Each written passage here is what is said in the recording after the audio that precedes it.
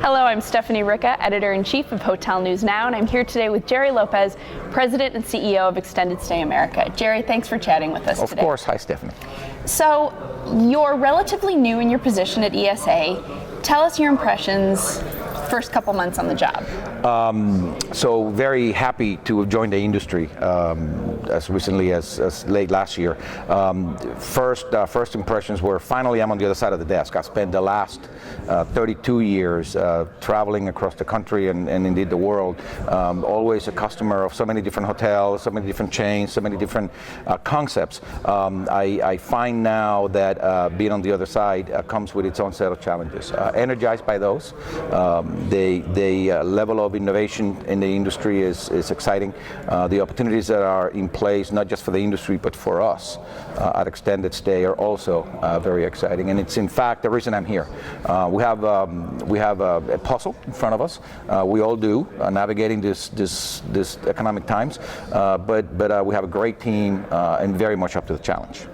Now, you came to the company as it was in the midst of a lot of renovations and a lot of interesting news happening with the company.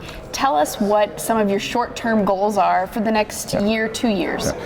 The company for the last 3.5, 4 years or so has been fully engaged on a couple of three different strategic initiatives. The first and by far the most important indeed are the renovations. We are now, as we see it here, early 2016, about 3/4 done, and expect that we'll be completely done with all of our hotels having been renovated in some way, type, shape, or fashion by about a year from now. So give it another 12 or 13, 14 months or so, and we'll be fully done with the fleet. That means that over the last 4 years, we're going to have touched every single hotel that we own. Beyond that, which is very much customer facing, we've also fully staffed a sales force, the largest group of salespeople that the company has ever had.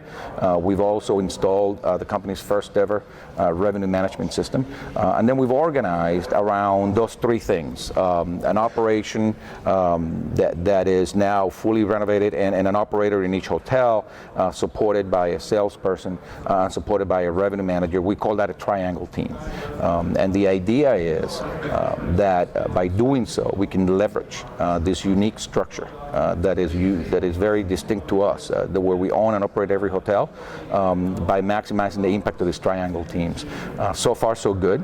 Had a great first 9 months of 2015. We're in a quiet period for the last quarter of the year, but happy to say that the pattern that was established in the first 9 months continued, and the start of 16 has also been very good. So we're looking forward to finishing off this renovation phase, letting the revenue management system kick in, allowing the salespeople to do their thing, and with any luck, having a great 2016 like 15 was.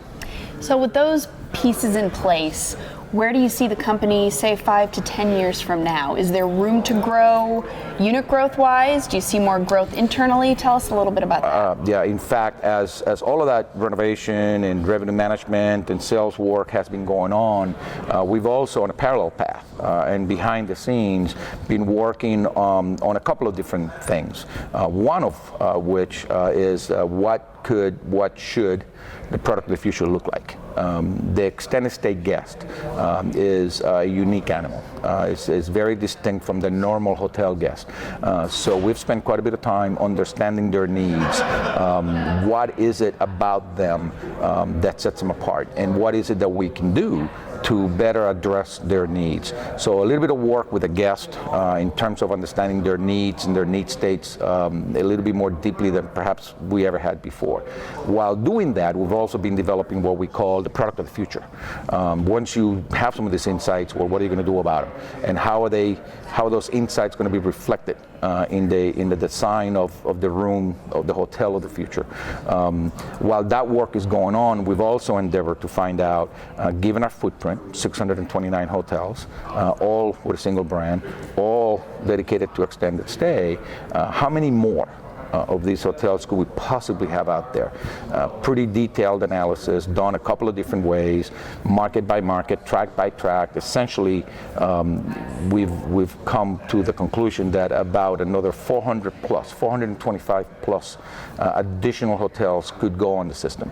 We don't think we're going to do that, 400, but if you're looking to get back on a unit growth pattern that we haven't really been on for a while, it's good to know that level of headroom, 400 plus hotels, exists. Even if you're only going to add 100 and some odd, knowing that capacity is out there is reassuring. So that all of that work has been going on behind the scenes.